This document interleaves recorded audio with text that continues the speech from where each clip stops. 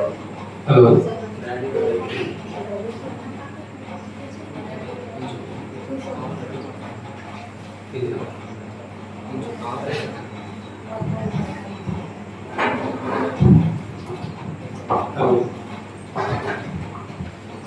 ఈ రాత్రికాల సమయంలో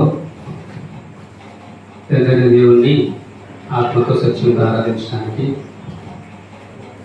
ఆయా స్థలాల నుంచి కూడి వచ్చినటువంటి మిమ్మల్ని అందరినీ అభినందిస్తూ ఉన్నాం. అలాగే దూర ప్రాంతాల్లో దూరదేశంలో ఉండి ఆన్లైన్లో లైవ్లో ఆరాధనలో పాల్గొన్నటువంటి బిడ్డల్ని కుటుంబాలను కూడా అభినందిస్తూ ఉన్నాం. మీ అందరికీ మొదటిగా ప్రభు నామములో హృదయపూర్వక వందనాలు తెలియజేసుకుంటూ ఉన్నాం. అందరికీ వందనాలు.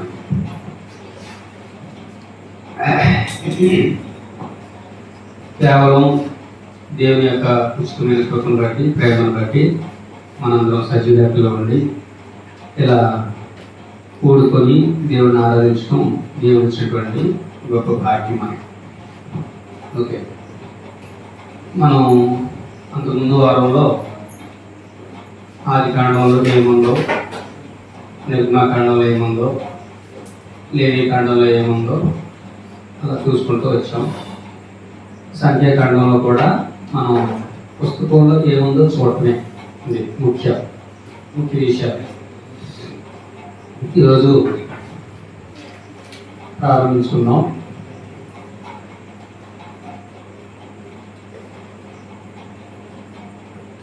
సంఖ్యాకాండం. సంఖ్య అంటే లెక్కించడం, నంబర్స్. ఇందుకు ఈ పుస్తకంలో ప్రజల్ని 2 సార్లు లెక్కించారన్నమాట. 2 సార్లు లెక్కించారు. దాన్ని బట్టి ఈ పుస్తకానికి ఆ పేరు వచ్చింది. ఓకే, ముఖ్యంగా పుస్తకం మనకు అర్థం కావాలంటే అసలు పుస్తకంలో ఏం జరుగుతుంది, ఏముందో ముఖ్య విషయం తెలియాలి. తర్వాత ఒక రన్నింగ్ స్టోరీ అయితే అందులో క్యారెక్టర్లో ఆ క్యారెక్టర్ మనకు తెలియాలండి. ఓకే, ఇప్పుడు ఇంకా మన పుస్తకంలోకి వెళ్ళట్లేదు, కానీ ఈ పుస్తకంలో ఉన్నటువంటి ఆ పాపాన్ని గురించి ఒకసారి ఆలోచించేద్దాం.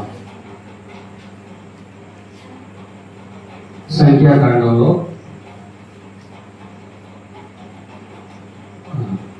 ఇశ్రాయేలీయులు చేసినటువంటి పాపం, ఇశ్రాయేలు పాపాన్ని గురించి ఆలోచిద్దాం. మ్యాప్స్ కూడా ఉన్నాయి, అవి మర్చిపోయాడు. మ్యాప్స్ తేవాల్సింది లేదే. వచ్చే వారం మ్యాప్ పాయింట్ కూడా తీసుకుందాం. ఓకే, కేవలం ఈ పుస్తకంలో ఉన్నటువంటి పాపానికి సంబంధించి ఈరోజు మనం ఆలోచించాలి. 11వ అధ్యాయం 1 నుంచి 3.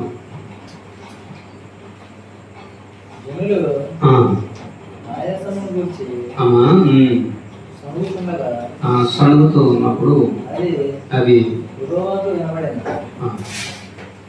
ప్రజలు సరిగారు. ఒకటి,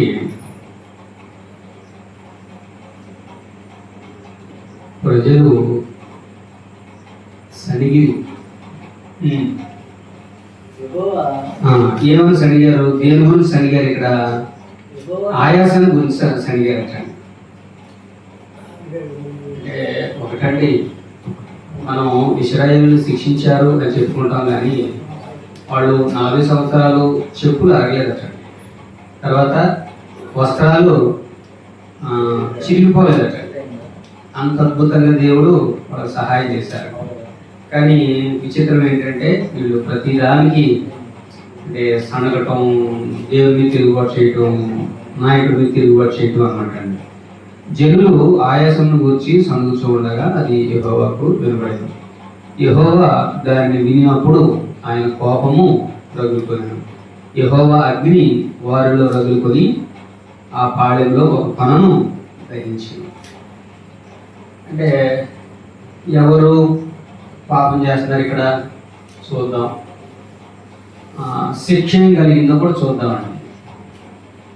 దేవుడు ఏ శిక్ష వేశాడు? యెహోవా అగ్ని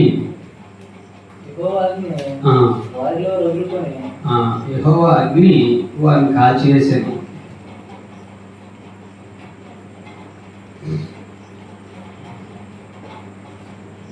గౌరవం లేనప్పుడు మనం సణుగుతూ ఉంటాడు ఇతర మనుషుల మీద, ఎవరి మీద అయినా సరే గౌరవం లేకపోతే. ఇప్పుడు స్వయంగా 10 అద్భుతాలు చూసి ఎర్ర సముద్రం పాయలవటం చూసి వాళ్ళు ఇంకా దేవుని శక్తిని వాళ్ళు ఇంకా అనుమానిస్తూనే ఉన్నారు, సణుగుతూనే ఉన్నారు.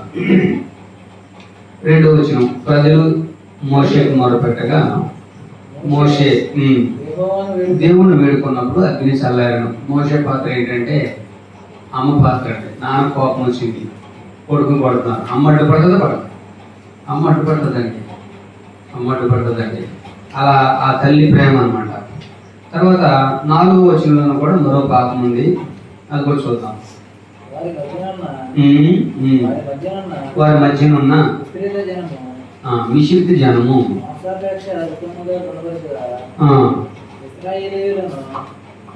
మాంసాపేక్ష అధికంగా కనపరిచారటండి. ఇశ్రాయేలీలు లేదంటే మిశ్రిత జనము, మిశ్రిత జనము మాంసాపేక్ష అధికంగా కనపరిచారు. ఇక్కడేమో సణిగారు, ఇక్కడేమో మాంసం తినే విషయంలో అధికంగా కనపరిచారు,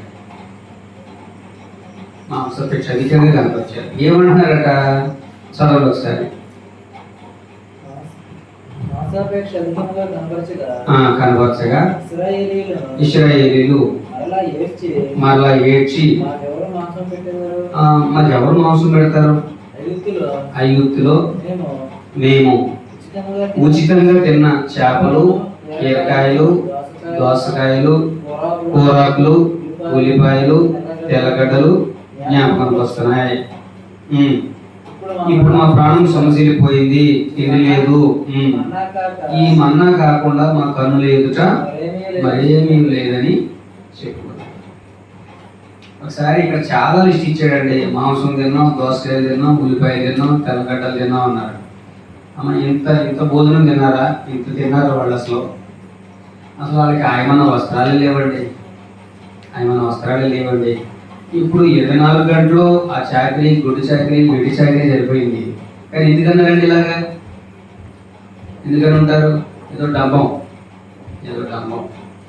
కొన్నిసార్లు కొంతమంది ఆడపిల్లలు వాళ్ళ ఇంటి దగ్గర ఏముండదు, కానీ అత్తోరింటి దగ్గరికి వచ్చేసరికి ఇలాంటి మాటలే మాట్లాడతారు. మేము ఇంత, మాకు అంత ఉంది, ఎంత చేసాం, ఇంత. ఓకే, అప్పుడు దేవుడు పూర్వీకులు ఎంత గుర్తించారో చూద్దామండి. ఈ అధ్యాయం మీరు ఇంటికి వెళ్ళిన తర్వాత చదవండి. ఓకే, 30వ వచనం చదువుతాం. అప్పుడు మోషేయు ఇశ్రాయేలు పెద్దలను పాలెంలోనికి వెళ్ళి, తర్వాత యెహోవా సన్నిధి నుండి ఒక గాలి బయలుదేరి సముద్రం నుండి పూరేళ్లను రప్పించి పాళెం చుట్టూ ఈ ప్రక్కను ఆ ప్రక్కను ఒక దిన ప్రయాణం అంత దూరం వరకు భూమి మీద 2 మూరల ఎత్తున పడేశాడు. వాడు 1 కిలోమీటర్ దూరం ఎంత ఎత్తుందటండి. మళ్ళీ ఆ పూరేళ్ళు 2 మూరల ఎత్తటండి, 2 మూరల ఎత్తు అంత ఇచ్చాడండి దేవుడు. వాళ్ళు ఏం చేశారట? 32. కావున జనులు ఆ దినమంతయు ఆ రాత్రి అంతయు మరుసటి దినమంతయు లేచి ఆ పూరేళ్లను కూర్చుకొని చూడదు. తక్కువ కూర్చుకున్నవాడు 100 తూములు కూర్చుకున్నాడటండి. 100 తూములు అంటే 1000 కేజీలు అటండి. ఎక్కువ కూర్చుకున్నవాడు ఎంత కూర్చుకున్నాడో తెలియదండి. లీస్ట్ ఎంత అండి? 1000 కేజీలు అంటే ఎంత అంటే కన్నా ఇది ఎక్కువ తింటాడు, ఎంత తింటాడు అసలు మాంసం. ఓకే, తరువాత వారు తమ కొరకు పాళెం చుట్టూ వాటిని పరిచిరి. ఆ మాంసము ఇంకా వారి పండ్ల సందులో ఉండగానే అది నమలకు మునిపే యెహోవా కోపం జనుల మీద రగులుకొనెను. యెహోవా తెగులు చేత వారిని బాధించెను. మాంసాపేక్ష గల వారిని జనులు అక్కడ పాతి పెట్టినందున ఆ స్థలమునకు కిబ్రోతు హత్తావా. ఇక్కడో పేరు పెట్టారు ఇందాక 3వ వచనంలో. ఇదేమో తబేరా అన్నాడండి ఈ పేరు. ఇక్కడ స్థలం తబేరా, ఇక్కడేమో కిబ్రోతు హత్తావా. కిబ్రోతు హత్తావా నాకు తెలిసి మీరు సంఖ్యాకాండం ఇది రన్నింగ్ స్టోరీ కాబట్టి ఆ స్థలాలకి గ్రీన్ మార్క్ పెట్టుకోండి. స్థలాలకి గ్రీన్ మార్క్ పెట్టుకోండి. వాళ్ళు ఏ స్థలంలో ఉన్నారో అర్థమవుతుందండి. ఓకే, ఒకసారి ఇక్కడ కూడా శిక్ష ఏంటండి? ఇక్కడ కూడా శిక్ష ఏంటండి? చనిపోయారా? తెగులు చేత చంపేశారు. తెగులు చేత వారిని చంపిన తెగి పెట్టారు. ఆ మాంసం పడవసందరూ ఉండగానే దేవుడు కోపం వచ్చేసింది, తెగి పంపించారు. తెగి పంపి అంటే వాళ్ళు అంత దురాశపడ్డారండి. అంత దురాశ ఉండకూడదండి. అసలు ఏ విషయంలో దురాశ ఉండకూడదు. ఇక్కడ తిండి విషయం 12వ అధ్యాయంలో మరొకరండి. మోషే కూషు దేశపు స్త్రీని పెళ్లి చేసుకుని ఉండేది కనుక అతడు పెళ్లి చేసుకున్న స్త్రీని బట్టి మిరియాము, అహరోను. ఇక్కడ ఎవరండి పాపం చేసింది? మిరియాము, అహరోను. మీరైతే ఇప్పుడు గుర్తు చేయండి. అహరోను క్యారెక్టర్ ఏంటో కూడా ఒకసారి మనం పాఠం చెప్పుకుందామండి. అహరోను దేన్ని బట్టి అండి? ఇక్కడ మోషేకి విరోధంగా మాట్లాడారు. ఏమని మాట్లాడుతున్నారట మోషేకి విరోధంగా వాళ్ళిద్దరు? వారు మోషే చేత మాత్రమే యెహోవా పలికించిన ఆయన మా చేతను పలికింపలేదా అని చెప్పుకొనగా యెహోవా ఆ మాట వినెను. దేని బట్టి ఇప్పుడు ఇక్కడ జరుగుతున్న పాపం ఏంటమ్మా? అంటే మోషే గొప్ప నాయకుడా? అంటే దేవుడు నేను లీడర్ కాదా? దేవుడు నాతో మాట్లాడలేదా అని. ఎవరు? అహరోను అన్నయ్య, మిరియాం ఎవరు? అక్క. వీళ్ళిద్దరూ తిరుగుబాటు చేశారు. దాదాపు ఒక 20 లక్షలు 30 లక్షల మందిని ప్రజల్ని నడిపించే అవకాశం దేవుడు వెలిపించారు. అంటే ఎప్పుడైనా అసూయ వస్తుంది, ఎవరికైనా వస్తుందండి, ఎవరికైనా వస్తుంది. ఒక చిన్న మాట, మోషేని తిరుగుబాటు చేశారంటే యెహోవా యొక్క నాయకత్వాన్ని వాళ్ళు తిరుగుబాటు చేశారు. నాయకత్వాన్ని వాళ్ళు అంగీకరించట్లా. అందుకే అక్కడ వెంటనే మాట ఉందండి, యెహోవా ఆ మాట వినెను. 3వ వచనం, మోషే భూమి మీద ఉన్న వారందరిలో మిక్కిలి సాత్వికుడు. దేవుడు ఇచ్చినటువంటి సాక్ష్యం అంటే మిక్కిలి సాత్వికుడు అటండి. సాత్వికుడు కూడా కాదు, మిక్కిలి సాత్వికుడు. అప్పుడు వెంటనే దేవుడు జోక్యం చేసుకున్నాడండి ఈ విషయంలో. యెహోవా మీరు ముగ్గురు ప్రత్యక్షపు గుడారంలోకి రండని హఠాత్తుగా సడన్ గా వెంటనే మోషే, అహరోను, మిరియాములకు ఆజ్ఞనిచ్చెను. ఆ ముగ్గురు రాగా యెహోవా మేఘస్తంభంలో దిగి మాట్లాడుతున్నారు. ప్రత్యక్ష గుడారం యొక్క ద్వారమును నిలిచి అహరోను, మిరియాములను పిలిచాను. వారిద్దరూ రాగా ఆయన నా మాట వినుడి, మీలో ఎవరన్నా ప్రవక్త ఉంటే యెహోవాకు నేను దర్శనమిచ్చి అతడు నన్ను తెలుసుకున్నట్లు కలలో అతనితో మాట్లాడతాను. కానీ నా సేవకుడైన మోషే అలాంటి వాడు కాదు. అతడు నా ఇల్లంతట్లో నమ్మకమైన వాడు. ఏదంటే ఇక్కడ ఇల్లు? ఇశ్రాయేల్ అందరినీ ఇల్లుతో పోలుస్తానమాట. నా ఇల్లంతట్లో నమ్మకస్తుడు. నేను గూఢభావములతో కాదు, అంటే కలలో మాట్లాడను, దర్శనమిచ్చి ముఖాముఖిగా అతనితో మాట్లాడతాను, అంటే ఫేస్ టు ఫేస్ మాట్లాడతాను నేను. అతడు యెహోవా స్వరూపమును నిధానించి చూచును. కాబట్టి నా సేవకుడైన మోషేకు విరోధంగా మాట్లాడటం మీరు ఎలా భయపడలేదు? భయపడాలి. అప్పుడు యెహోవా కోపం వారి మీద రగులుకొనగా ఆయన వెళ్ళిపోయింది. మేఘమును ప్రత్యక్ష గుడారం మీద నుండి ఎత్తబడింది. అప్పుడు మిరియాము హిమము వంటి తెల్లని కుష్టు. శిక్ష ఏంటండి? మిరియాము కుష్టి వ్యాధి చేత శిక్షించబడింది.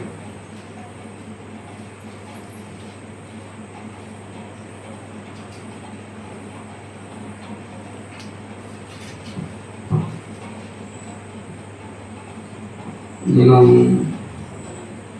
మాట చెప్తానండి, పాస్టర్ ఎలాంటి వాడు అయినా సరే, లైఫ్ లేకపోయినా సరే, మత శాఖరుడు అయినా సరే తిరుగుబాటు చేయొద్దు అంటారు. తిరుగుబాటు చేయొద్దు. నేను ఇక్కడ రాకమునుపు పాస్టర్ గారు వచ్చేవారు. ఆయన పేరు నాకు తెలిసేది కాదు. దాంట్లో ఒక చెయ్యి ఉండేది కాదు, హ్యాండిక్యాప్. అప్పుడు నేను రావడం మొదలెట్టాడు, ఆయన వస్తున్నాడు, నేను వస్తున్నాను. అప్పుడు ఆయన ఏమన్నాడంటే, అంటే పొట్ట కోసం పని చేయకూడదు అయ్యా, నాకే సరిపోవట్లేదు, మీరు కూడా వస్తున్నారు, ఇద్దరికే సరిపోతుంది అన్నాడు. నేను ఒకటే చెప్పాను మామయ్య, ఒకవేళ నేను వచ్చినా మీరు నా దగ్గరికి వచ్చినా అసలు భోజనం మాత్రం పెట్టండి. చెడ్డోడే, అసలు భోజనం కూడా పెట్టకూడదు, కానీ ఏంటంటే మానవత్వంతో పెట్టండి, మానవత్వంతో పెట్టండి. ఏదైనా దారి ఛార్జీలు కూడా ఇమ్మని చెప్పాను. ఒకటండి, నేను ఒకటే చెప్తాను, ఒకవేళ ఏదైనా తేడా వస్తే మనం బయటికి వెళ్ళిపోవడమే తప్ప మనం అక్కడ డిస్టర్బ్గా ఉండకూడదు. అది అతను ఏ సేవకుడైనా క్యారెక్టర్ ఎలాంటిదైనా సరే మనం ఏమీ ప్రశ్నించక్కర్లేదు, దేవరాడక్కర్లేదు, గొడవలు ఎక్కువ అవసరం, మౌనంగా వెళ్ళిపోవడం. నాకు ఈ విషయంలో ఆయన ఒక ఉదాహరణ చెప్పారు.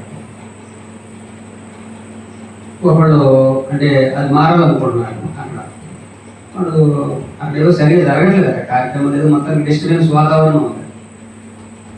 అప్పుడు వాళ్ళు ఏమన్నారంటే సువార్థికుల దగ్గరికి వచ్చి, అయ్యా మా పిల్లలు పెద్దోళ్ళు అవుతున్నారు, ఇక్కడ కార్యక్రమాలు జరగట్లేదు, అంటే సండే స్కూలు, యూత్ క్లాసు ఇటువంటి లేవు, ఆ పలానా చోట జరుగుతుంది, మేము అక్కడికి వెళ్తాము, జస్ట్ రాసి ఇచ్చారు. చిన్న ముక్కలు అయిపోయింది, చిన్న ముక్కలు అయిపోయింది. ఇక్కడ అలాగా, నువ్వు అలాగా, ఆయన ఇలాగా, ఈయన ఇలాగా, ఇవన్నీ ఎందుకంటే మనకి అర్థమైందండి. అంతే, చిన్న ముక్కలు అయిపోయింది, వెళ్ళిపోయారటండి. అది ప్రశాంతత, అది ప్రశాంతత. ఓకే, కాబట్టి అలా ఉందామండి ఎప్పుడైనా సరే. ఇక్కడ దేవుడు ఏర్పాటు చేసినటువంటి ఆ మోషే మీద, మోషే నాయకత్వం మీద వాళ్ళు తిరుగుబాటు చేశారు. చేయకూడదు. 13వ అధ్యాయంలో 13వ అధ్యాయం 1-2 వచనం ఒకసారి చదవండి.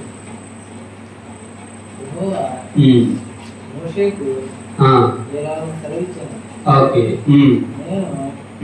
ఇశ్రాయేలీయులకు ఇచ్చుచున్న కానాను దేశమును సంచరించి ఇచ్చుటకు 10 మంది వేగుల వారు మనుషులను పంపుము. చెడ్డ సమాచారం చెప్పారు.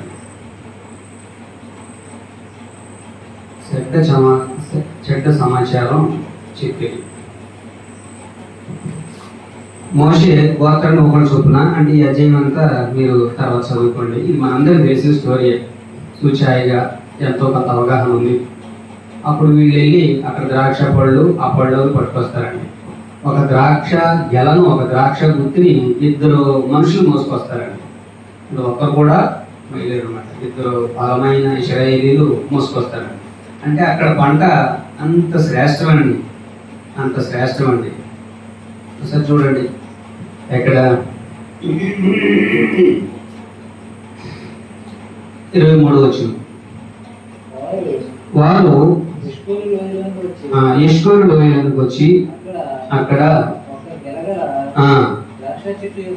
ఓకే కొమ్మను కోసి దండితో 2 మోసారు. వారు దానిమ్మ పండ్లు కూడా తెచ్చారట. తెచ్చి ఇశ్రాయేలీలు ద్రాక్ష గెలను బట్టి ఆ స్థలమునకు పేరు పెట్టబడిన వారు ఓకే అట్లు ఓకే ఓకే వారికి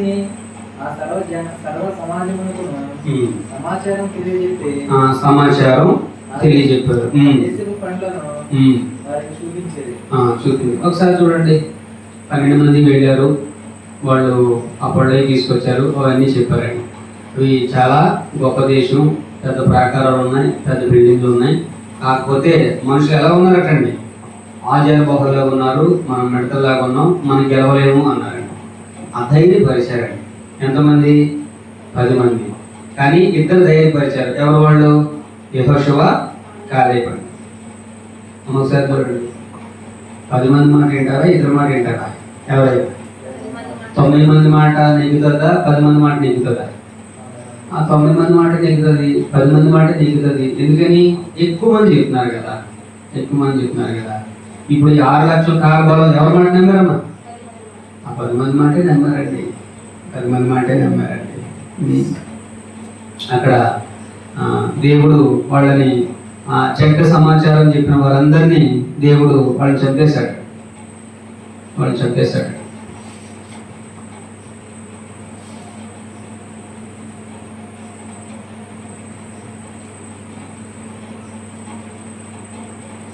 ఇక్కడ చూడండి, పాత నిబంధనలో ప్రతి పాపానికి వెంటనే శిక్ష పొందుతున్నారు. కానీ ఇప్పుడు మనం కేవలం కృపాకాలంలో మనం ఉన్నామండి. దేవుని కృప మీద మనం బ్రతుకుతున్నామండి. ఇప్పుడు మనకి శిక్ష రావట్లేదండి, కృపాకాలంలో ఉన్నాం. మాట చెప్పమంటారా?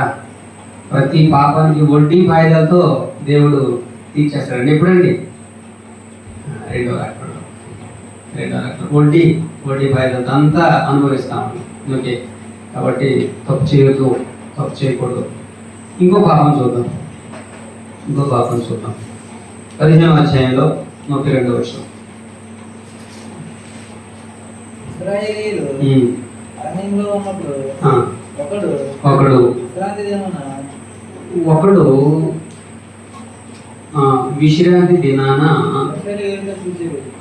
కట్టెలు వేస్తున్నాడు. అంటే విశ్రాంతి దినాన ఏ పని చేయకూడదు.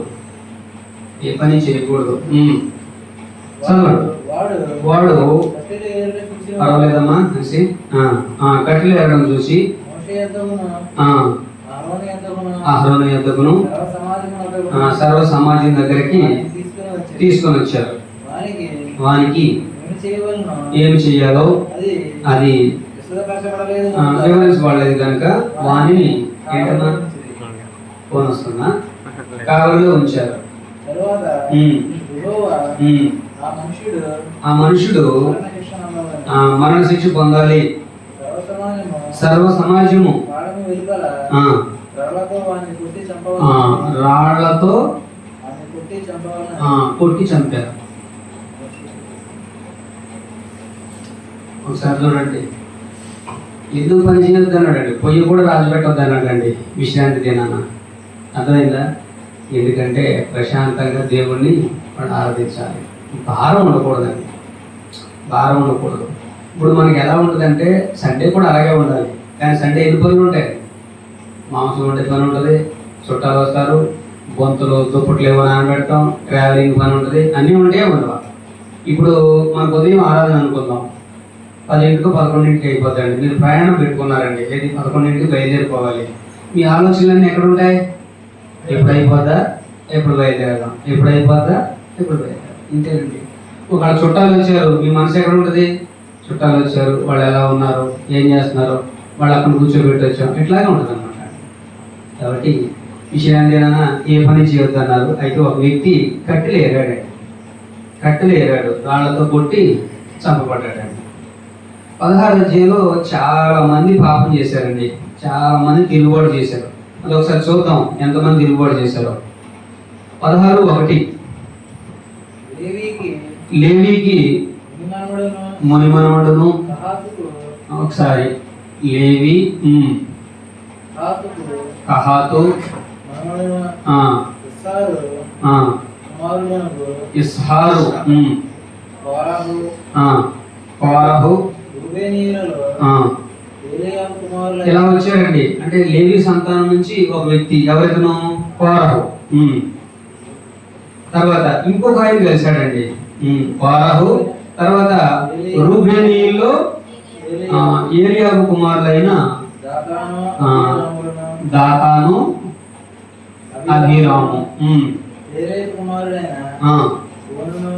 ఓను. ఒకసారి చూడండి, ఓను. వీళ్ళు నలుగురు తిరుగుబాటు చేశారండి. నేను ఇక్కడ ఏమని రాస్తున్నానంటే కోరహు సమూహం అని రాస్తున్నానండి. కోరహు సమూహం తిరుగుబాటు చేశారు. ఒకసారి చూడండి, బైబిల్లో ఎప్పుడైనా ఒక పేరు రాయబడిందంటే వాళ్ళు లీడర్ల పేర్లు అండి. ఇవి లీడర్లు అన్నమాట.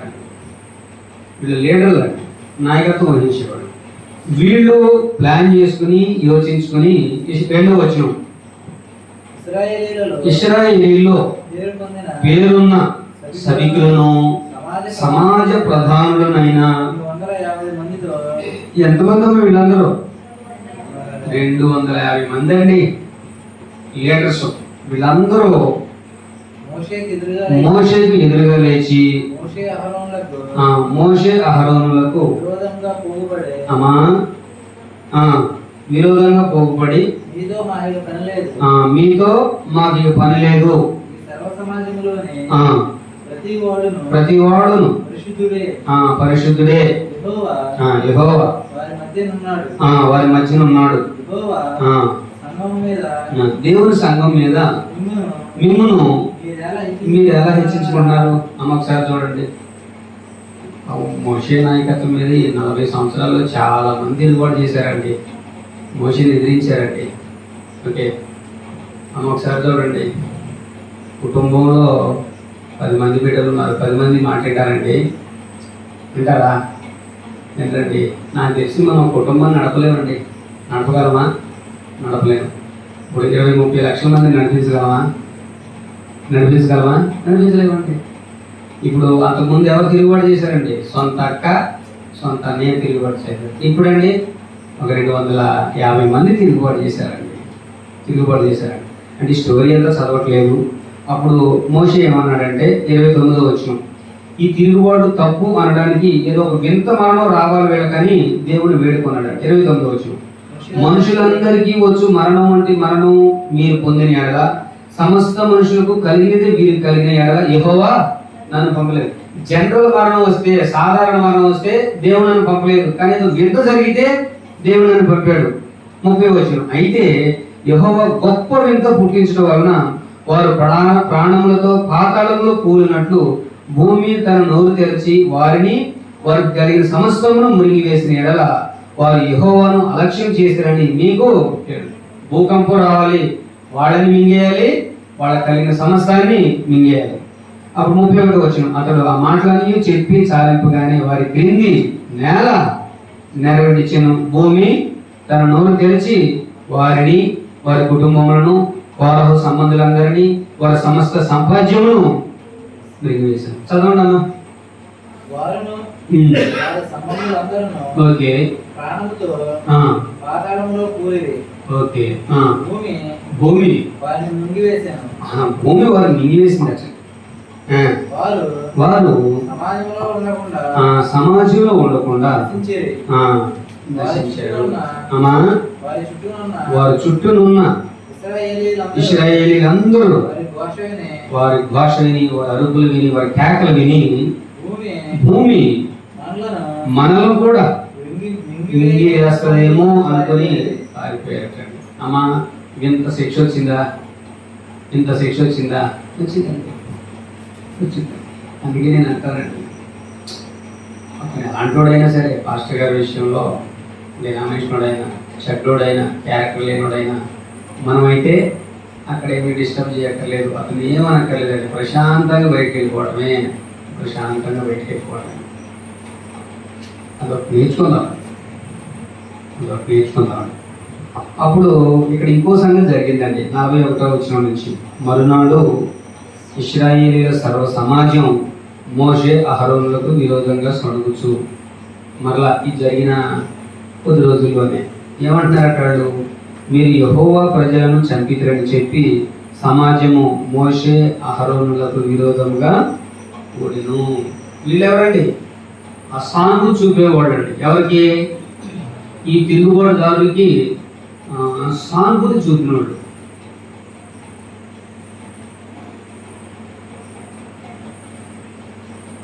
ఈ కోరాహు, దాతాను, అబీరాములు ఉన్నారు చూడండి, వాళ్ళ పట్ల సానుభూతి చూపుతూ మాట్లాడుతున్నారండి. ఒకసారి చదవండి.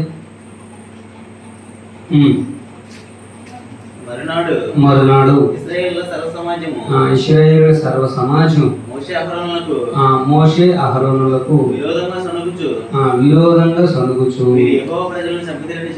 చంపితురని చెప్పి విరోధంగా కూడగా. ఒకసారి చూడండి, నాకు విచిత్రం ఏంటంటే తిరుగుబాటు చేసే వాళ్ళందరూ చనిపోతున్నారండి.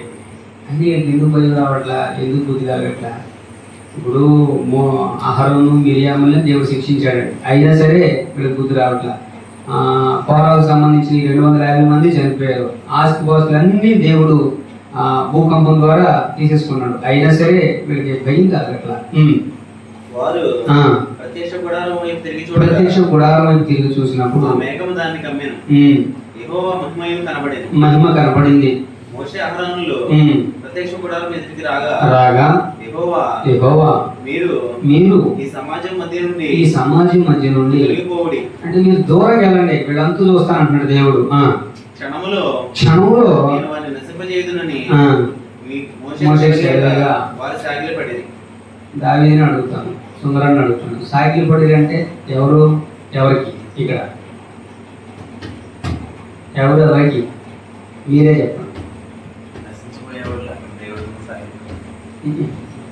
మోషే అహరోను సాగిలు పడ్డారట. ఎవరికి? దేవుడికి. ఏమని? వాళ్ళని శిక్షించొద్దని. ఒకసారి చూడండి, మోషే స్టార్టింగ్ చరిత్ర నుండి ఇశ్రాయేల్ దగ్గర నుంచి, ఏది ఐగుప్తు దగ్గర నుంచి చనిపోయేంత వరకు ఎన్నిసార్లు సాగిలు పడ్డాడు, ఎన్నిసార్లు ప్రార్థన చేశారో చూడండి. అసలు చాలా సార్లు అండి. వాళ్ళు తిరుగుబాటు చేసినప్పుడల్లా సాగిలు పడటమే, తిరుగుబాటు చేసినప్పుడల్లా సాగిలు పడటం, అదొక కోణం. మోషే ఎన్నిసార్లు ప్రార్థన చేశారు, అసలు ఎంత సాత్వికుడు, ఎంత ప్రార్థన పరుడు. జరిగేవాడు మీ మీద ఎవరైనా తిరుగుబాటు చేస్తే ఏం చేస్తారు? మనం తావడం పేడు అటు ఇటో చూసుకుంటాం, కానీ దేవుడికి సాగిలు పడతామా, దేవుడికి చెప్తామా? కానీ ఇందుకు ఆ సమస్యని మన చేతిలో తీసుకుంటాం. కానీ మీరు అలాంటి కాదా, సాగిలు పడ్డారు. అప్పుడు మోషే అంటున్నాడు, 46వ విషయం, నీవు ధూపార్తం తీసుకొని బలిపీఠపు నిప్పులతో నింపి ధూపం వేసి వేగంగా సమాజం మద్దతు వెళ్ళి వారి నిమిత్తం ప్రాయశ్చిత్తం చేయి. ఎందుకని? కోపం దేవుని సన్నిధి నుండి బయలుదేరను, తెగులు మొదలు పెట్టారని అహరోనుతో చెప్పగా మోషే చెప్పినట్లు అహరోను వాటిని తీసుకుని సమాజం మధ్య పరిగెత్తుతున్నాడండి. దేవుడు కోపం ఆపాలి, ప్రార్థన చేయాలి. తెగులు జనులలో మొదలుపెట్టి ఉండెను. కాగా అతడు ధూపం వేసి ఆ జనుల నిమిత్తం ప్రాయశ్చిత్తం చేసెను. అతడు చచ్చిన వారికి బ్రతికిన వారికి మధ్య నిలబడగా తెగులు ఆగెను. కోరహు తిరుగుబాటున చనిపోయిన వారు గాక 14,000 ఎంతమంది చనిపోయారండి? ఇప్పుడు 14,700 మంది చనిపోయారండి.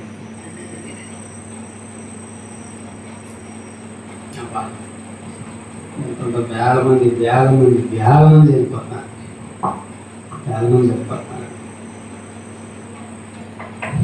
ఇప్పటి వరకు మనం ఇశ్రాయేలు పాపం చూసాం, వాళ్ళు తిరుగుబాటు చూసాం.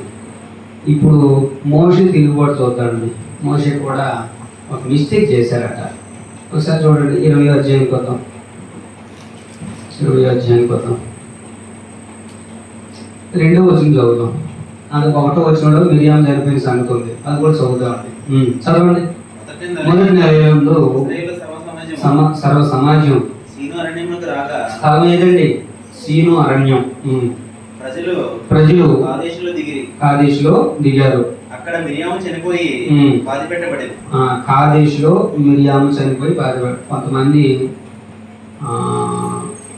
ముఖ్యమైన వ్యక్తులు చనిపోయినటువంటి స్థలాలు గుర్తుపెట్టుకోండి. సౌలు ఎక్కడ చనిపోయాడు తల్లి? ఉషా. సౌలు ఏ పర్వతం మీద? నాగరాజు హన్సి. సౌలు ఏ పర్వతం మీద? మోషే ఏ పర్వతం మీద చనిపోతాడు? కొనదైన మోషే. ఇటువంటి స్థలాలు తెలియాలి. నెబో శిఖరం మోషే. సౌలు గిల్బోవా పర్వతం, ఈమె కాదేశులో. సరే, ఇలా కొన్ని ముఖ్యమైనవి ఉన్నాయి, గుర్తుపెట్టుకోండి. ఆ సమాజమునకు నీళ్లు లేకపోయినందున మోషే అహరోనులకు విరోధంగా పోగయ్యారు. మళ్ళా ఇదొక తిరుగుబాటు అండి. ఈ తిరుగుబాటులో వీళ్ళు పొరపాటు చేశారండి. 10వ వచనం చూడండి. తరువాత మోషే అహరోను చేసినటువంటి పొరపాటు అండి. మోషే అహరోనులు ఆ పంట ఎదుట సమాజమును పోగు చేసినప్పుడు అతడు వారితో ద్రోహులారా వినుడి. ఇక్కడ 8వ ఇక్కడ రాస్తున్నానండి. మోషే పాపం చేశారు, లేదంటే అహరోను పేరు కూడా రాద్దాం. మోషే అహరోను చదవండి. మేము ఈ బండలో నుండి నీళ్లు రప్పించలేమా? ఏమన్నారండి ఇశ్రాయేలీయులు? ఆ ఇశ్రాయేలీయులు ఏమన్నారు శామ? ఇంకోటి ద్రోహులారా, ఏదో పదం వాడు దావీదు సుందరం వాళ్ళు మంచివాడిని ద్రోహులు అన్నాడా, ద్రోహుల్ని ద్రోహులు అన్నాడా? ద్రోహుల్నే ద్రోహులు అన్నాడు. అనవస అనకూడదా? అనవస అనకూడదా? అనకూడదండి. ద్రోహి అని కూడా అనకూడదు అట్లా. ఎందుకని? ఆ దేవుడు చూసుకుంటాడండి. ఆ దేవుడు చూసుకుంటాడండి. ఒక నిమిషం అండి. దేవుడు ఎంత బాధపడ్డాడో తెలుసండి. 12వ వచనం. అప్పుడు యెహోవా మోషే అహరోనులతో, మీరు ఇశ్రాయేలీయుల కన్నుల ఎదుట నా పరిశుద్ధతను సన్మానించినట్లు నన్ను నమ్ముకొనకపోతుంది, నన్ను గౌరవించలేదు, నన్ను సన్మానించలేదు, నా పరిశుద్ధతను మీరు సన్మానించలేదు. ఎదురు తిరిగాడు. ఒకసారి చూడండి, దేవుడు బాగా అయితే తెలుసండి. మోషే ఒక లీడరు, అహరోను ఒక లీడరు. నువ్వే నా మాట వినకపోతే వాళ్ళు నా మాట వింటారా? ఇశ్రాయేలీయులు వినరు. 106వ కీర్తన 33వ వచనంలో ఒక మాట అన్నారండి. ఇక్కడే మోషేకి సంబంధించి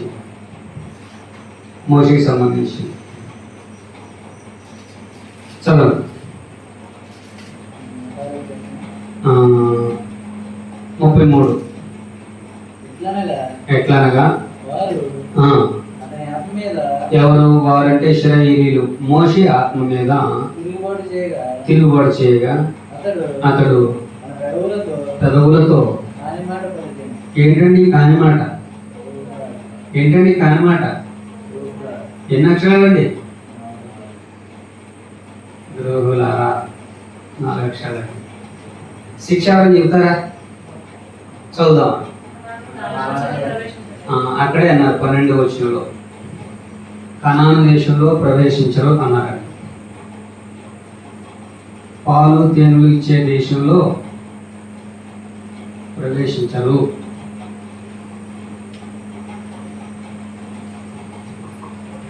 ఒకసారండి ఈ కాని మాట పలికినందుకే దేవుడు అంత శిక్ష చేశాడు. మనం ఏమి ఇటువంటి కాని మాట పలకట్లేదు కదా, డైలీ అన్నీ సరైన మాటలే కదా. సుందరం మాట్లాడలేదు. కాని మాటలు వస్తున్నాయా మన నోటంట? వస్తున్నాయి. మనకి ఏ పనిష్మెంట్ ఉండదు కదా, సూరకుడు అసలు ఏం చేయడు కదా కదా మనకి ఏదో గ్రేస్ ఉంది కదా. శిక్ష ఉంటుందండి, మనకి ఎవ్వరికి అర్థం కావట్లే. మనం దేనికి భయపడట్లే. కృపకాలంలో ఉన్నాం కానీ శిక్ష మటుకు ఉందండి. శిక్ష ఉంది. ఈ కృప ఎందుకు అంటే యేసు ప్రభు రక్తం అడ్డుపడుతుందండి. యేసు ప్రభు రక్తం అడ్డుపడుతుంది.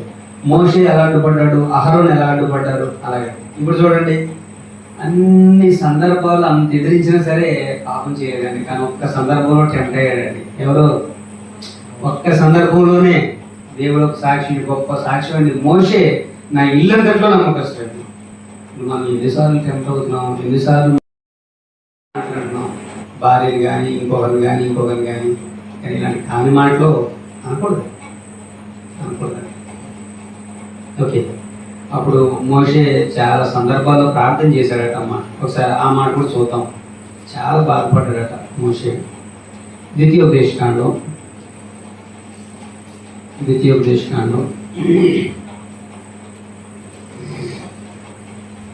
3వ అధ్యాయం 25వ వచనం చదువుతాం. ద్వితీయోపదేశకాండం 3:25 చదవండి. నేను అద్దరి అంటే యోర్దాను దాటుతాను, కనాను వెళ్తానని మోషే అడుగుతాడటండి. యోర్దాను అవతలనున్న ఈ మంచి దేశమును, ఈ మంచి మన్యమును, ఆ లెబానోనును దయచేయమని. ఇప్పుడు దేవుడు ఏం చెప్పాడు? నువ్వు వెళ్ళవు అన్నాడు, నువ్వు కనాను దేశం చూడవు అన్నాడు. ఓకే, 40 సంవత్సరాలు నడిపించిన గొప్ప నాయకుడు అండి. కానీ మోషే బ్రతిమలాడాడటండి. యెహోవాను బ్రతిమాలుకొనగా దేవుడు అంటున్నాడు, మిమ్మల్ని బట్టి నా మీద కోపపడి ఆ విషయంలో ప్రార్థన వినలేదట. ఏమని? కనాను వెళ్ళనివ్వు అని రిక్వెస్ట్ చేసే విషయంలో మోషే మాట వినలేదటండి. మరియు నాతో ఇట్లా నేను చాలు, ఇకను ఈ సంగతి ఎత్తి. నాతో మాట్లాడవద్దు. ఏ సంగతి ఎత్తండి? కనాను వెళ్తాననే టాపిక్ ఇంకోసారి అడగొద్దు అన్నాడు. ఆ మాటతో ప్రార్థన చేయొద్దు. ఎందుకని? దేవుడు డిసైడ్ అయిపోయాడు. దేవుడు డిసైడ్ అయిపోయాడు. ఇంకా నువ్వు వెళ్ళవు అంతే. వెళ్ళకుండానే చనిపోతాడండి. వెళ్ళకుండానే చనిపోతాడండి. ఓకే, 21వ అధ్యాయం మరో పాపం చూద్దాం. 4వ వచనం. వారు ఏదో దేశంలో చుట్టుకోవాలని కోరుకొండ నుండి ఎర్ర సముద్రం మార్గముగా సాగినప్పుడు మార్గయాసము చేత జనుల ప్రాణము సమస్య లేదు. ఒకసారి అండి, ఇక్కడ ఇశ్రాయేలీయులు ఏం చేశారు? సడిగారా? అక్కడ చేసిన పాపం విరోధంగా మాట్లాడారు. విరోధంగా మాట్లాడారు. చదవండి.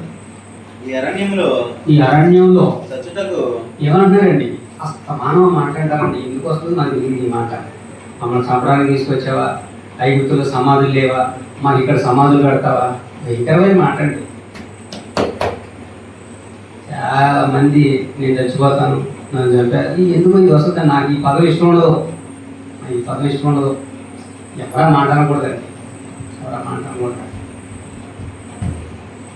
అమ్మ ఆడపిల్లలు ఎక్కువ వాడతారు అనుకుంటున్నాను. ఇది వాడతారా? వాడద్దు. ఐగుప్తులో నుండి మీరు మమ్మల్ని ఎందుకు రప్పించారు? ఎందుకు రప్పించావు? ఇక్కడ ఆహారం లేదు, ఆహారం లేదు, నీళ్లు లేవు. అమ్మ ఏం తింటున్నారు, ఏం తాగుతున్నారు? వీళ్ళు రోజు మన్నా తింటున్నారు కదా, కానీ ఎంతంత మాటలు వేస్తున్నారు చూడండి. నోటికి ఎంత వస్తుందండి, నోటికి ఎంత వస్తుందంత.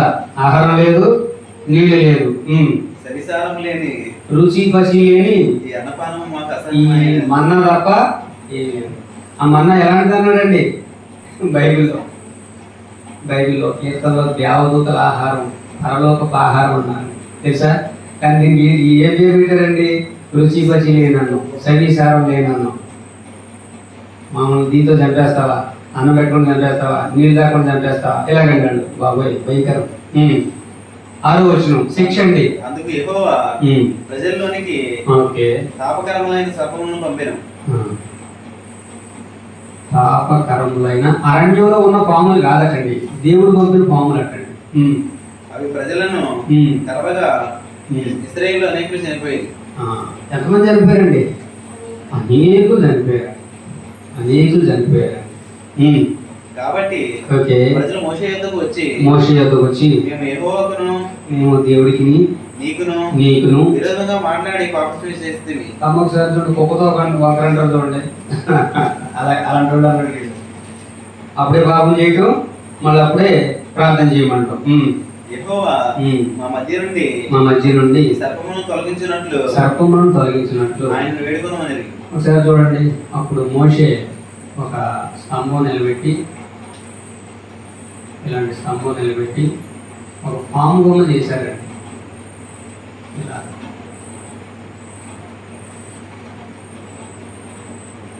ఇది దేనికో తెలుసండి? దాని అంతా చూసినప్పుడు బ్రతుకుతాడండి, దాని వంక చూసినప్పుడు బ్రతుకుతాడు. ఎవరిని వాకింగ్ చేసినప్పుడు అడుగుతారు. ఎవరిని అడగమంటారు? అమ్మ శ్యామల, మిమ్మల్ని, ఉషానా, నాగార్జున, ఎవరిని అడిగిన ప్రశ్న ఇక్కడ? దాన్ని మిమ్మల్ని అడగసా? ఏమండి మీరు ప్రశ్నలు భయపడిపోతున్నారే. యేసు ప్రభు ఈ సందర్భం వాడారే. మోషే సర్పాన్ని ఎలా ఎత్తారో నేను అలా ఎత్తబడాలి అనే సందర్భం వాడారు. ఎక్కడ చెప్పగలరా?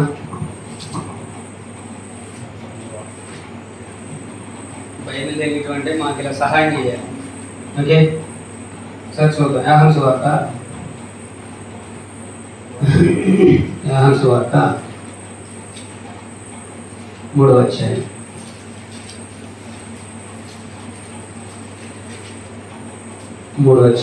14వ వచనం చదవాలి.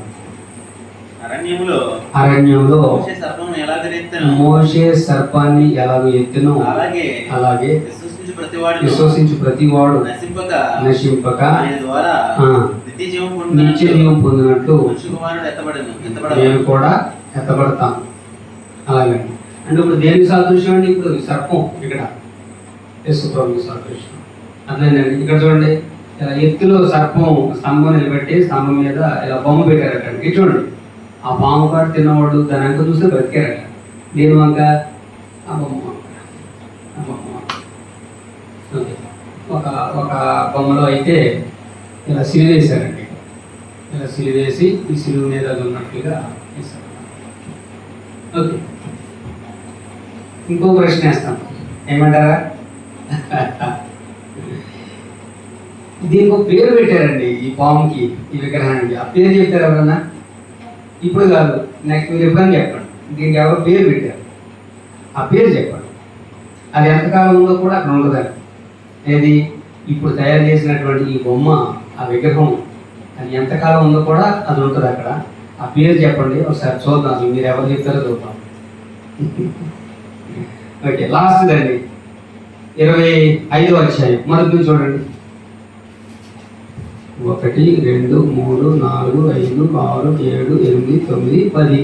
10దే కదా? 10ది. షిత్తీములో దిగి ఉండగా ఓకే, ప్రజలు మోయాబు ప్రాంతాలతో ఇశ్రాయేలీలు మోయాబీలతో వ్యభిచారం చేశారు. ఓకే, ఆ స్త్రీలు తమ దేవతల బలులకు వ్యభిచారం చేయటమే కాకుండా తమ దేవతల బలులకు ప్రజలను పిలవక ఇశ్రాయేలు పిలిచినప్పుడు వారు భోజనం చేసి వారి దేవతలకు నమస్కారం చేశారు. ఓకే, అట్లు ఇశ్రాయేలీలు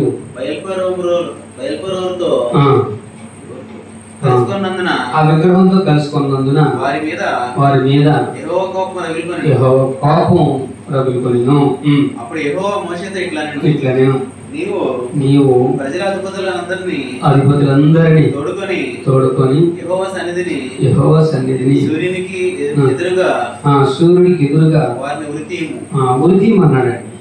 ఎవరైతే పాపం చేశారో వాళ్ళందరూ ఉరితీసేయమన్నారు. అప్పుడు యెహోవా కోపాగ్ని ఇశ్రాయేలు మీద నుండి తొలగిపోవునని చెప్పాను. ఓకే, కాబట్టి మోషే ఇశ్రాయేలీగా న్యాయాధిపతులను పిలిపించి ప్రతివాడును బయలుపోయేవారితో కలుసుకున్న తన వశంలో వారిని సంపవాలని చెప్పాను. ఎంతమంది చనిపోయారో తెలుసండి? 1 కొరింథీ 10వ అధ్యాయంలో అక్కడ చెప్పారు. ఒకసారి అక్కడ ఆ సందర్భం చూస్తాం. 1 కొరింథీ 10వ అధ్యాయం. మంచి విగ్రహానికి ఒక పేరు పెట్టారా? పేరు చెప్తావా? చెప్తారా? చెప్తారు కదా. 1 కొరింథీ 10వ అధ్యాయం 8 నుండి చదువుతాం. మరియు ఇశ్రాయేలీయుల వలె వ్యభిచరింపక యుందుము. వారిలో కొందరు వ్యభిచరించినందున ఒక్క దినముననే 23,000 మంది కూలిరి. ఎంతమంది చచ్చిపోయారమ్మా? 23,000 మంది. కింద కూడా చదువుకోద్దాం. మరియు మనము ప్రభువును శోధింపక యుందుము. వారిలో కొందరు శోధించి సర్పం వలన నశించి. ఇది చదివాం మనం. మీరు సనగకుడి, వారిలో కొందరు సణిగి సంహారకుని చేత నశించింది. 11వ వచనం చెప్తున్నాడండి. ఈ సంగతులు దృష్టాంతములు వారికి సంభవించి యుగాంతమందున్న మనకు ఎదురైపడ్డాడండి. అప్పుడు ఇశ్రాయేలీల పాపం నుంచి మనం ఏం నేర్చుకోవాలి? ఏదో బుద్ధి తెచ్చుకోవాలటండి, ఏదో జ్ఞానం తెచ్చుకోవాలటండి. జ్ఞానం రావాలండి, ఏదో బుద్ధి రావాలి, ఏదో భయం రావాలి, ఏదో నీతి కలగాలి, నీతి నేర్చుకోవాలి. ఓకే, ఎంతమంది చనిపోయారండి ఈ పాపం వల్ల, విచారం వల్ల? 23,000 మంది. 23,000 మంది. భయంకరమండి. ఆమె పేరు చెప్పరా? అది వెరీ గుడ్. దీనికి ఒక పేరు పెట్టారు. ఎవరు పెట్టారో మా పేరు? నిహిష్టాను. ఎంతకాలం ఉందట మరి? Very good. రాజుల కాలం, హిజ్కియా కాలం వరకు ఉంది. ఎక్కడ దొరికిందమ్మా నీకు వచ్చిన? మీరు వీలైతే ఆ సర్పం దగ్గర, ఆ వచనం దగ్గర ఆ వచనం వేసుకోవాలి. ఆ యేసు ప్రభు మాట్లాడిన వచనం వేసుకోవాలి. ఆ నిహిష్టాను అనేటువంటి పేరు ఉన్నటువంటి వచనం కూడా వేసుకోవాలి. బాగా కోరుతాను. ఓకే, ఇవి ఇంతవరకు సంఖ్యాకాండంలో ఉన్నటువంటి పాపాలు మనం చూసాం. ఒక్క నిమిషం అండి, మనం పుస్తకంలోకి వెళ్ళే ముందు అసలు ఆ పుస్తకంలో ఎవరు ఉన్నారు, ఏమేమి జరిగిందని కొన్ని విషయాల మీద అవగాహన ఉండాలి. ఓకే, ఇప్పుడు యోగ గ్రంథం విషయంలో నేను మీకు కొన్ని కంఠస్థం ఇచ్చానండి. యోగ క్యారెక్టర్ కంఠస్థం రావాలి, యోగ ఆస్తి కంఠస్థం రావాలి, యోగ పిల్లలు ఎవరో మీకు తెలియాలి, యోగ స్నేహితులు ఎవరో మీకు తెలియాలి. అప్పుడు ఇవన్నీ చేసి అనుకోండి ఆ పుస్తకం ఈజీ అవుతుంది అన్నమాట. ఇప్పుడు సంఖ్యాకాండంలో ఏమేమి పాపం చేశారు? మొదట ప్రజలు సణిగారు, అప్పుడు శిక్ష అగ్నిచేత కాల్చివేశాడు. 2, మాంసాపేక్ష మాంసం విషయంలో వాళ్ళు గొడవపడ్డారు, దెబ్బలాడారు. దేవుడు ఇచ్చాడండి మాంసం, అయినా సరే ఆ దురాశ ఉన్న వాళ్ళందరినీ తెగులు చేత దేవుడు చంపేశాడండి. 3, సొంత అన్నయ్య మోషే నాయకత్వం మీద తిరుగుబాటు చేశారండి. అప్పుడు మిరియాముని దేవుడు కుష్టి వ్యాధి చేత శిక్షించాడు. తర్వాత 12 మంది వేగుల వారు వెళ్ళారు, కానీ 10 మంది మట్టుకు చెడ్డ సమాచారం చెప్పారు. దేవుడు వాళ్ళని చెప్పేశాడు. ఈ 10 మంది వేగుల వారు చెప్పిన చెడ్డ సమాచారాన్ని బట్టి ఇశ్రాయేలు అరణ్య ప్రయాణం 40 సంవత్సరాలు అయింది. ఎన్ని సంవత్సరాలు అండి? 40 సంవత్సరాలు. 40 రోజులు ప్రయాణం అటండి. ఒక రోజు ఒక సంవత్సరం చేశారు. సంఖ్యాకాండం అంతా 40 సంవత్సరాల చరిత్ర. ఈ 40 సంవత్సరాలు వాళ్ళు ఎలా తిరిగారు, ఎంతమంది చనిపోయారు, ఎన్ని పాపాలు చేశారు, ఎలా చనిపోతున్నారు, ఇలాగండి. ఇలాగే ఈ 6 లక్షల మంది ఎలా చనిపోతున్నారు, ఇలాగనమాట. వీళ్ళందరూ చనిపోయేదాకా రౌండ్ కొట్టించాడండి దేవుడు. అప్పుడు ఈ తిరుగుబాటుదారులు అందరూ చనిపోయిన తర్వాత వాళ్ళ పిల్లలు ఉంటారు చూడండి, కొత్త జనరేషను, వాళ్ళు కనాన్లో అడుగుపెట్టారండి. ఓకే, అప్పుడు ఇంకొక పాపం ఏంటంటే విశ్రాంతి దినాన ఒక వ్యక్తి పొలాలు వేస్తున్నారు. అమ్మ, ఈ పొలాలు ఏంటండి? అన్నం వండుకోవడానికండి. కానీ దేవుడు ఎంత శిక్షించాడు చూడండి. అసలు మనకి విశ్రాంతి దినం అంటే, ప్రభు దినం అంటే గౌరవాలు, భక్తి, భయము ఏమీ లేవండి. కానీ దేవుడు ఎంత శిక్షించాడండి. నమస్కారం చూడండి, పాత నిబంధన చదివితేనే క్రమశిక్షణ వస్తుంది. ఓకే, తర్వాత ఒక 250 మంది కోరవ సమూహం మోషే అహరోనుని తిరుగుబాటు చేశారండి. అప్పుడు భూమి బద్దలైపోయి భూకంపం వచ్చి భూమి నెరవేర్చి వీళ్ళకి సంబంధించిన అందరినీ మింగేసిందండి. సమస్తం.